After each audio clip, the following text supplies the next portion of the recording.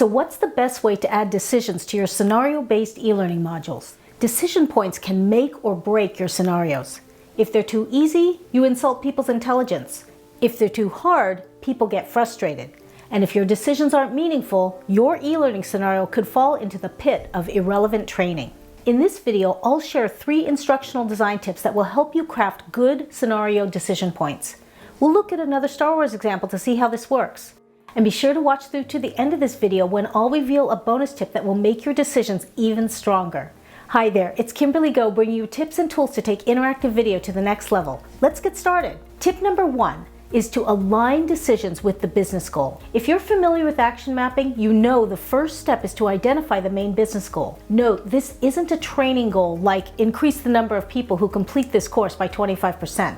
Instead, you work with your subject matter experts and stakeholders to determine the business problem that they're trying to solve and choose an appropriate measurable target.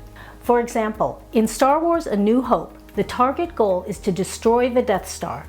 So if I were creating an e-learning scenario related to the movie, I'd make sure all my decision points contribute toward achieving that goal. As I craft my e-learning scenario, I edit out a lot of information from the original story.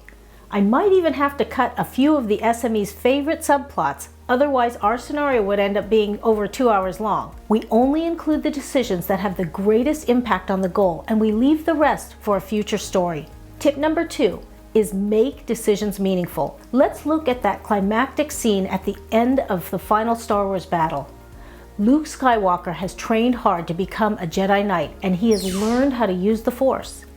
He and the other rebels are flying their starfighters in an intense battle against the evil Empire. Finally, Luke gets his big chance to take a shot at the Death Star. Now, I'm going to show you 3 decisions, and I'd like you to think about this question. What's the most meaningful decision you could include at this point in the story? How about this? Here's another option. And here's a third option.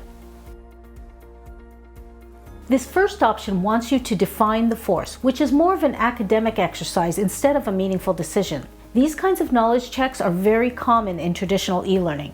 They might ask the learner to describe important features, identify objects, or select items from a list.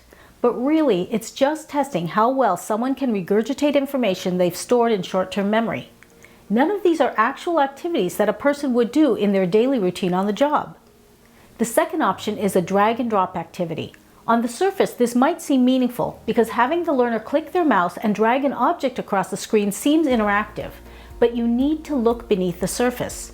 Just ask yourself, is this the real decision that Luke Skywalker is facing at this moment in the Star Wars story?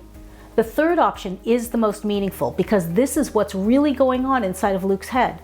He's thinking to himself, should I use the onboard computer to pilot my starfighter, or should I use the Force? It's a difficult decision because he's been relying on his computer to pilot his starfighter up to this point.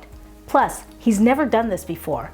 And he'll probably be criticized if he turns the computer off and starts using the Force. This is a real on-the-job dilemma for Luke, and we've captured it with 2 simple buttons shown on a decision point screen.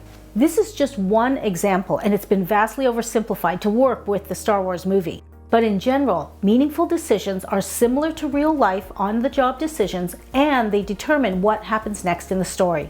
Tip number 3 is to show the consequences for each decision. Let's say you're playing through this Star Wars e-learning scenario and you come to this decision point. Imagine how anticlimactic it would be if this happened. Yet this is often the way that we build traditional e-learning. The default correct and incorrect boxes pop up and interrupt the story. If something like this were to happen when people were watching the Star Wars movie, it would have totally bombed at the box office. So when you build your e-learning scenarios, think of yourself as the creative director. Whenever possible, let the learner experience the consequences for each decision. For instance, if you choose use the Force, you might see Luke blow up the Death Star and go on to be recognized as a great hero. And if you choose use the computer, maybe his starfighter crashes and Darth Vader takes over the galaxy. Of course, it's not always possible to show the consequences of bad decisions, especially if we're working with live video. We can't ask George Lucas to come back and refilm alternate endings for us. It's probably more cost-effective just to show a text paragraph describing the bad consequence, or maybe have a voiceover narrator describe how it plays out. If you're building your scenario with an articulate storyline, you can use the stock characters and text to display the bad consequence. Or if you build your scenarios using an animation tool like Vyond, you can create your own animated alternate endings. The important thing is to let the learner experience the consequence so they feel the emotional impact. This allows them to stay immersed in your e-learning scenario until the story arc is complete. In just a minute, I'll share a bonus tip that will make your scenario decisions even more effective. But first, it would mean a lot to me if you'd hit the like button. I'm trying to get the word out about the power of e-learning scenarios. And when people in this community like or comment on one of these videos, YouTube will share them with even more people. Okay, now for that bonus tip. Limit the number of options. If all of your decisions are meaningful and are aligned with the target business goal, you don't have to offer a lot of options. I usually include 2 or 3 options per decision page when I build interactive videos for my clients. Presenting the learner with too many options at once can be confusing for them. It can also cause problems with scope creep and future system maintenance. So in general, it's best to limit the number of options to a max of 3. That allows you to present the learner with an optimal, mediocre, and poor choice. That's a very effective mix for scenario-based e-learning. Just make sure they're all realistic decisions that people actually might make on the job. If you missed my video, How to Build Powerful E-Learning Scenarios, click the screen now to watch it.